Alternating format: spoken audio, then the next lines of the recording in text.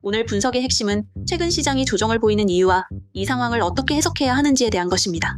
많은 분들이 상승을 기대했지만 예상과 다른 흐름에 불안감을 느끼고 계실 겁니다. 단순히 가격이 4% 내렸다는 사실보다 왜 이런 현상이 나타났는지 그 근본 원인을 파악하는 것이 중요합니다. 결론부터 말씀드리면 시장의 큰 흐름이 끝났다고 보는 것은 섣부른 판단일 수 있습니다.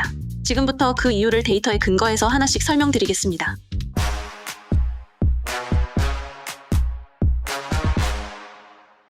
가장 먼저 살펴봐야 할 것은 코인 시장 내부가 아닌 외부 환경, 바로 그것이 경제의 영향입니다. 특히 미국 주식시장의 흐름과 코인 시장은 생각보다 훨씬 더 밀접하게 연결되어 있습니다. 최근 미국에서는 주요 기술주들이 조정을 받기 시작했습니다. 2025년 하반기에 발표된 추가 관세 조치 같은 것들이 대표적인 예입니다. 이런 정책은 기업의 비용 부담을 늘리고 결국 소비 심리를 위축시킬 수 있다는 우려로 이어집니다. 사람들의 지갑이 다칠 것이라는 예상이 나오면 가장 먼저 위험 자산으로 분류되는 주식과 코인 시장에서 자금이 빠져나가는 경향이 나타납니다. 여기서 흔히 하는 오해가 있습니다. 코인 시장은 완전히 독립적으로 움직인다고 생각하지만 실제로는 글로벌 유동성의 큰 흐름에 더 민감하게 반응합니다. 금리가 오르거나 달러가 강세를 보이거나 주식 시장이 불안정해지면 코인 시장도 그 여파를 피하기 어렵습니다. 지금의 조정은 코인 자체의 문제라기보다는 미국에서 시작된 투자 심리 위축이 전 세계 금융시장으로 번지면서 나타나는 현상으로 해석하는 것이 더 합리적입니다. 따라서 현재 상황을 이해하려면 개별 코인의 차트만 볼 것이 아니라 거시 경제 지표와 주요 국가의 정책 변화를 함께 추적해야 합니다. 그렇다면 시장 내부의 자금 흐름은 어떻게 변하고 있었을까요? 이것을 이해하는 것이 두 번째 핵심입니다. 보통 큰 시장에서는 자금이 순환하는 경향이 있습니다. 처음에는 가장 안전하다고 여겨지는 비트코인으로 자금이 몰립니다. 그 후 비트코인의 상승세가 주춤해지면 투자자들은 더 높은 수익률을 찾아 다른 알트코인으로 눈을 돌리기 시작합니다. 이 과정에서 특정 테마나 이야기가 있는 코인들로 유동성이 집중되는 현상이 발생합니다. 최근 시장에서 가장 주목받았던 테마 중 하나는 바로 스테이블 코인과 현실 세계 자산의 결합이었습니다. 예를 들어 미국 국채처럼 안정적인 자산을 담보로 스테이블 코인을 발행하고 여기서 나오는 수익을 코인 투자자들에게 나눠주는 모델이 큰 관심을 받았습니다. 이것은 달러의 힘을 디지털 자산 시장으로 확장하려는 시도와 맞물려 있습니다. 미국 입장에서는 달러 패권을 유지하는 것이 중요하기 때문에 달러와 연동된 스테이블 코인 생태계를 외면하기 어렵습니다. 이 거대한 흐름 속에서 스테이블 코인을 발행하고 유통하는데 가장 중요한 역할을 하는 기반 기술이 바로 스마트 컨트랙트 플랫폼입니다. 이렇게 시장의 큰 흐름과 내부 자금 이동을 데이터로 추적하는 것이 중요합니다. 감정에 휘둘리지 않고 객관적인 판단을 내리는 기준이 되기 때문입니다. 이런 핵심 지표들을 한 페이지로 정리한 온체인 데이터 흐름 체크리스트를 만들었습니다. 시장의 진짜 온도를 확인하고 싶은 분들은 참고하시면 큰 도움이 될 것입니다. 결국 스테이블 코인과 탈중앙 금융, 즉 디파이 시장이 커지려면 이 모든 것을 뒷받침하는 블록체인 네트워크가 튼튼해야 합니다. 그 중심에는 이더리움이 있습니다. 이더리움은 수많은 디파이 프로젝트와 스테이블 코인들이 운영되는 가장 큰 생태계이기 때문입니다. 시장의 자금이 스테이블 코인 쪽으로 흘러 들어간다는 것은 곧 이더리움 네트워크의 사용량이 늘어난다는 의미와도 같습니다. 네트워크 사용이 늘면 수수료 수익이 증가하고 이는 곧 이더리움 자체의 가치를 높이는 요인으로 작용할 수 있습니다. 이때 주목해야 할 지표가 바로 티블, 즉 총예치 자산입니다. 특정 블록체인 생태계에 얼마나 많은 돈이 묶여 신뢰를 얻고 있는지를 보여주는 온도계와 같습니다. 예를 들어 이더리움 기반 디파이 프로토콜들의 TVL은 2025년 상반기 기준 약 500억 달러 수준을 유지하며 시장의 굳건한 신뢰를 증명했습니다. 이것은 단순한 가격 등락보다 훨씬 더 중요한 생태계의 건강 상태를 보여주는 지표입니다. 물론 이더리움만 있는 것은 아닙니다. 이더리움의 높은 수수료나 느린 속도를 개선하겠다며 등장한 여러 경쟁 플랫폼들이 있습니다. 이들을 흔히 레이어 1 블록체인이라고 부릅니다. 솔라나, 아발란체, 그리고 오늘 이야기하려는 에이다 같은 프로젝트들이 모두 여기에 속합니다. 이들은 각자 다른 기술적 접근 방식을 통해 더 빠르고 저렴한 거래를 지원하며 이더리움의 시장 점유율을 가져오기 위해 경쟁하고 있습니다. 이더리움이 거대한 백화점이라면 후발주자들은 특정 분야에 특화된 전문 상점과 같습니다. 어떤 곳은 게임에, 어떤 곳은 금융거래에 더 최적화된 환경을 제공하는 방식입니다. 작년과 비교하면 이 경쟁 구도가 훨씬 더 치열해진 것을 볼 수 있습니다. 이 경쟁의 승자가 누가 될지는 아직 알 수 없지만 중요한 것은 이 스마트 컨트랙트 플랫폼이라는 시장 자체가 계속해서 성장하고 있다는 사실입니다. 이것은 블록체인 기술이 단순한 투기 자산을 넘어 실질적인 가치를 만들어내는 단계로 진입하고 있다는 신호이기도 합니다. 이런 플랫폼들의 가치를 평가할 때는 가격 외에 몇 가지 핵심 데이터를 반드시 확인해야 합니다. 첫째는 활성 지갑수입니다. 실제로 얼마나 많은 사람들이 해당 네트워크를 주기적으로 사용하고 있는지를 보여주는 지표입니다. 둘째는 네트워크에서 발생하는 트랜잭션, 즉 거래 건수입니다.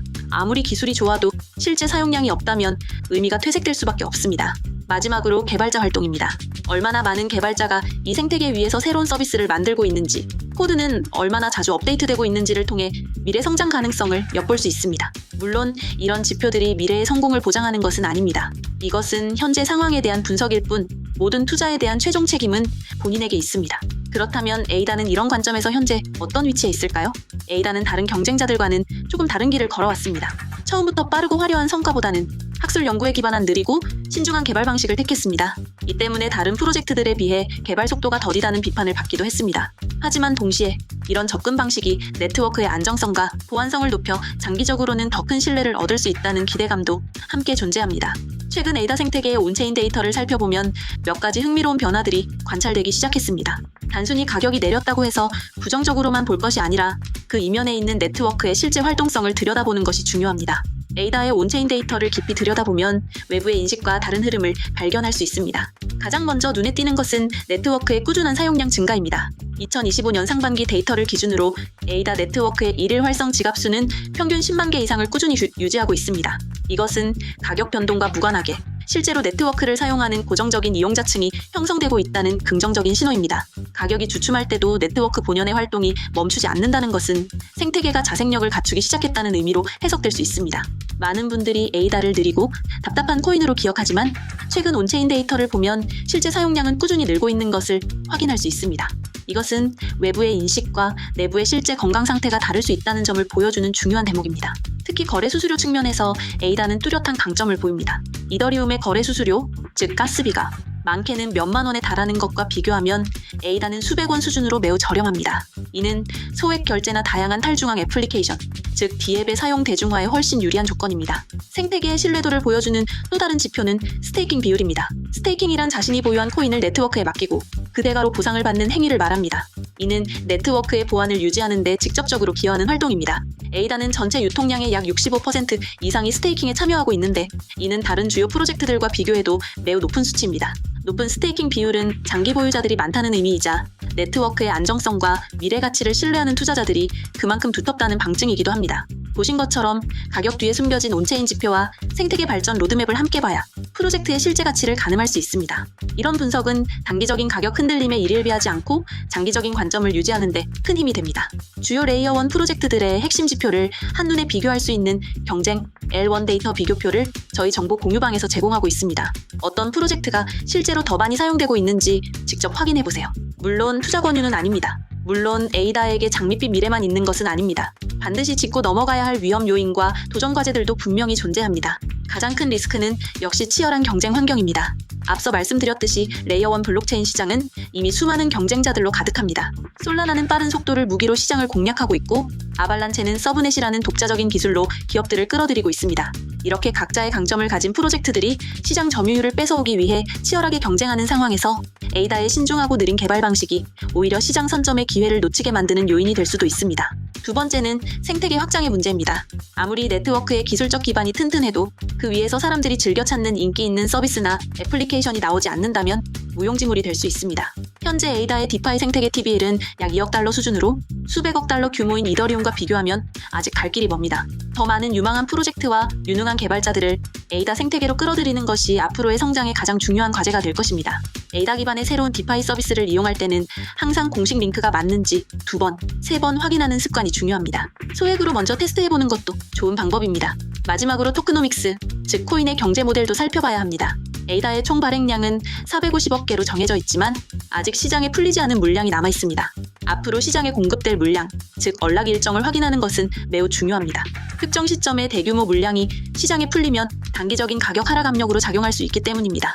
또한 매년 새로 발행되는 코인의 비율, 즉 인플레이션율도 따져봐야 합니다. 내가 받는 스테이킹 보상이 인플레이션율보다 낮다면 코인 수량은 늘어나도 실제 구매력은 오히려 감소할 수 있습니다. 이는 내 자산 가치가 희석될 수 있는지를 판단하는 중요한 기준이 됩니다. 에이다는 현재 중요한 기로에 서 있습니다. 다가올 볼테르 시대 업데이트는 네트워크의 운영 주권을 커뮤니티 구성원들에게 완전히 넘기는 것을 목표로 합니다. 이것은 사용자들이 직접 투표를 통해 네트워크의 미래 방향을 결정하게 되는 완전한 탈중앙화로 가는 마지막 단계와 같습니다. 이 거대한 전환이 성공적으로 이루어진다면 에이다는 가장 이상적인 탈중앙화 네트워크 중 하나로 자리매김할 수 있을 것입니다. 하지만 그 과정이 순탄치만은 않을 수 있으며 커뮤니티의 합의를 이루는데 예상보다 더 많은 시간이 걸릴 수도 있습니다. 이렇게 한 프로젝트의 강점과 약점을 모두 파악했다면 이제 이것을 어떻게 실제 투자 전략에 적용해야 할지 고민해야 합니다. 단순히 유망해 보인다고 해서 자산의 전부를 넣는 것은 지극히 위험한 방식입니다. 그렇다면 현재 같은 시장 상황에서 우리는 어떤 기준으로 비중을 조절하고 위험을 관리해야 할까요? 이것은 특정 코인을 고르는 것만큼이나 어쩌면 그보다 더 중요한 문제일 수 있습니다. 수익 가능성과 손실 가능성은 언제나 함께 존재하므로 본인의 기준을 세우는 것이 무엇보다 우선되어야 합니다. 단순히 특정 프로젝트 하나가 유망해 보인다는 이유만으로 자산의 대부분을 투자하는 것은 매우 위험한 접근법입니다. 시장의 변동성은 우리가 예측하는 범위를 언제나 넘어설 수 있기 때문입니다. 그렇다면 합리적인 투자 비중은 어떻게 설정해야 할까요? 가장 기본적인 전략 중 하나는 포트폴리오를 코어 자산과 위성 자산으로 나누어 관리하는 것입니다. 코어 자산은 포트폴리오의 중심을 잡아주는 안정적인 역할을 합니다. 시장 전체를 대표하는 비트코인이나 가장 큰 생태계를 가진 이더리움이 여기에 해당합니다. 전체 자산의 60에서 70% 정도를 여기에 배분하여 안정성을 확보하는 것이 일반적입니다. 나머지 30에서 40%는 위성 자산으로 더 높은 성장 가능성을 가진 다른 프로젝트들에 배분할 수 있습니다. 앞서 분석한 에이다와 같은 레이어 1 프로젝트나 디파이, 게임 등 특정 분야에서 두각을 나타내는 코인들이 위성 자산이 될 수 있습니다. 그렇다면 포트폴리오에서 안정성을 담당하는 코어 자산과 성장성을 노리는 위성 자산 중 변동성이 더 큰 쪽은 어느 것일까요? 당연히 위성 자산입니다. 따라서 이 부분의 비중을 어떻게 조절하느냐가 전체 계좌의 안정성을 결정짓는 핵심이 됩니다. 이 원칙을 지키는 것만으로도 시장에 큰 하락이 왔을 때 감정적으로 흔들리는 것을 막아주는 안전장치가 될 수 있습니다. 또한 주기적으로 포트폴리오의 비중을 다시 맞추는, 즉 리밸런싱을 하는 것이 중요합니다. 예를 들어 위성 자산으로 투자했던 알트코인들의 가격이 크게 올라 전체 포트폴리오의 50%를 넘어가게 되었다고 가정해 보겠습니다. 이때는 상승한 알트코인의 일부를 이익 실현하고 그 자금으로 비중이 줄어든 비트코인이나 이더리움을 다시 매수해 원래의 비중으로 맞춰주는 방식입니다. 이것은 시장이가 과열되었을 때 자연스럽게 수익을 확정하고 반대로 시장이가 침체되었을 때는 유망한 자산을 저렴하게 매수하는 효과를 가져옵니다. 이것이 바로 무릎에 사서 어깨에 팔라는 격언을 시스템으로 실천하는 방법입니다. 포트폴리오를 구성했다면 다음은 시장의 전반적인 온도를 측정하는 방법을 알아야 합니다. 이때 유용하게 활용할 수 있는 몇 가지 시장 지표들이 있습니다. 첫 번째는 선물의 미결제약정입니다. 조금 어려운 용어처럼 들릴 수 있지만 쉽게 말해 시장에 얼마나 많은 레버리지, 즉 빚을 이용한 투자가 쌓여 있는지를 보여주는 지표입니다. 미결제약정이 단기간에 급격히 증가한다면 시장이 과열되고 있다는 신호일 수 있습니다. 이런 상황에서는 작은 가격 변동에도 대규모의 강제 청산이 발생하며 변동성이 극도로 커질 수 있으므로 보수적인 관점에서 시장을 바라볼 필요가 있습니다. 두 번째로 확인해야 할 지표는 거래소의 코인 순유입 및 순유출 흐름입니다. 일반적으로 투자자들이 코인을 팔기 위해서는 개인 지갑에서 거래소 지갑으로 코인을 옮깁니다. 따라서 거래소로 들어오는 순유입량이 늘어난다면 잠재적인 매도 압력이 커지고 있다고 해석할 수 있습니다. 반대로 거래소에서 개인 지갑으로 빠져나가는 순유출량이 많아진다면 많은 투자자들이 단기 매매보다는 장기 보유를 선택하고 있다는 긍정적인 신호로 볼 수 있습니다. 2025년 8월 초 데이터를 보면 주요 거래소에서 비트코인 순유출이 이어지고 있습니다. 이는 단기 매도보다는 장기 보유를 선택하는 투자자들이 많다는 해석을 가능하게 합니다. 이처럼 가격만 보지 않고 미결제약정, 거래소 입출금 같은 데이터를 함께 보면 시장의 과열 또는 냉각 신호를 미리 감지할 수 있습니다. 이를 통해 감정적인 패닉셀이나 묻지마 매수를 피하고 더 합리적인 의사결정을 내릴 수 있습니다. 이런 핵심 지표들을 매일 어떻게 해석해야 할지 막막한 분들을 위해 일일 시장 데이터 해석 가이드 와서를 무료로 제공하고 있습니다.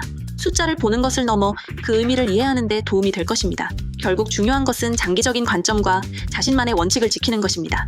이 모든 분석과 전략은 참고 자료일 뿐 투자의 성공을 보장하지 않습니다. 시장은 언제나 우리의 예상과 다르게 움직일 수 있으며 모든 투자에 대한 최종 책임은 본인에게 있습니다. 특히 시장이 활발해질수록 사칭 링크나 개인정보를 요구하는 사기성 다이렉트 메시지 DM 코다가 늘어납니다. 어떤 경우에도 자신의 비밀번호나 개인 키, 시드 문구를 타인에게 공유해서는 안 됩니다. 항상 공식 채널을 통해서만 정보를 확인하는 습관을 들여야 합니다. 시장의 단기적인 등락을 완벽하게 예측하는 것은 불가능에 가깝습니다.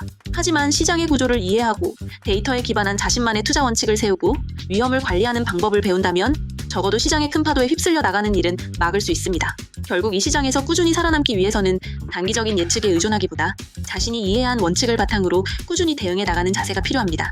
시장의 소음보다는 데이터가 말하는 신뢰에 집중하는 것이 현명한 길이 될 수 있습니다.